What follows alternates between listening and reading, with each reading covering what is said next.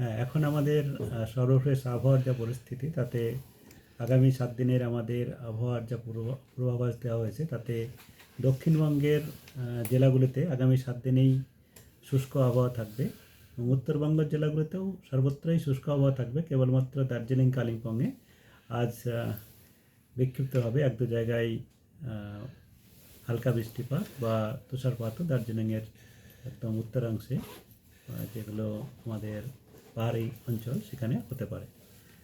আর বাকি সবই জায়গায় শুষ্ক আবহাওয়া থাকবে। আর এখন আমাদের কুয়াশার বা যেটা পূর্বাভাস দেওয়া হয়েছে তাতে ঘন কুয়াশা বিক্ষিপ্তভাবে এক দু জায়গায় হতে পারে। তবে রাজ্যের সমস্ত জেলাতেই এখন হালকা থেকে মাঝারি কুয়াশা সকালের দিকে এবং সকালের পরেও দুপুরের আগে পর্যন্ত কিছুক্ষণ সময় আগামীকাল অন্তত যেটা আমাদের ফগি টাইপের ওয়েদার সেটা থাকার সম্ভাবনা রয়েছে, যেটা কুয়াশা ভাব ওয়েদার সেটা থাকার সম্ভাবনা রয়েছে। তার জন্যে আমাদের সর্বোচ্চ তাপমাত্রাও কম থাকার সম্ভাবনা রয়েছে, সেটা আমি আসছি। আর তার আগে ঘন কুয়াশার যেটা সতর্কতা আমাদের দেওয়া রয়েছে তাতে মুর্শিদাবাদ নদিয়া জেলাতে আমাদের দক্ষিণবঙ্গের জেলাগুলোতে কালকে সকালে হতে পারে। আর পরের দিন পূর্ব পশ্চিম বর্ধমান জেলাতে কিছুটা সম্ভাবনা রয়েছে। তবে উত্তরবঙ্গের জেলাগুলোতে সমস্ত জেলাতেই বিক্ষিপ্তভাবে এক দু জায়গায় ঘন কুয়াশার সম্ভাবনা রয়েছে আগামী দুদিনে। তৃতীয় দিনে কিছুটা কম হতে পারে, তবে ঘন কুয়াশা বিক্ষিপ্তভাবে এক দু জায়গায় থাকবে কুচবিহার, জলপাইগুড়ি, দার্জিলিং এসব জেলার মধ্যে।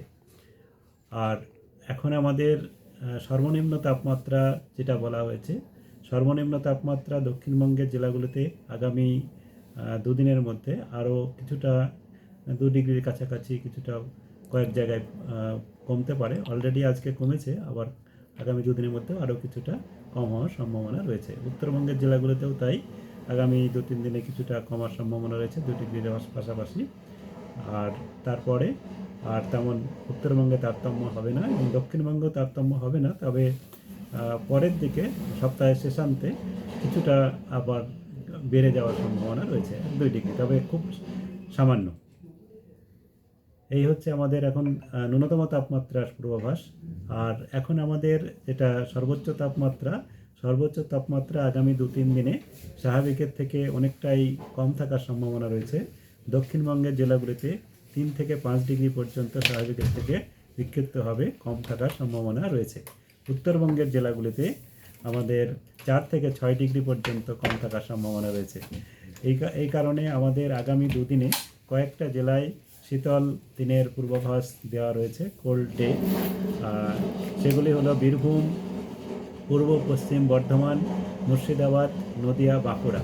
এই জেলাগুলিতে শীতল দিন অনুভব হতে পারে। দিনের বেলায় আমাদের সর্বোচ্চ তাপমাত্রা অনেকটাই কম থাকার সম্ভাবনা আছে। আর সর্বনিম্ন তাপমাত্রা 10-এর কম থাকার সম্ভাবনা রয়েছে। বাকি জেলাগুলোতেও সর্বোচ্চ তাপমাত্রা কম থাকবে, কিন্তু সর্বনিম্ন তাপমাত্রা 10-এর যেহেতু পড়ে থাকবে তার জন্য শীতল দিনের সম্ভাবনা নেই।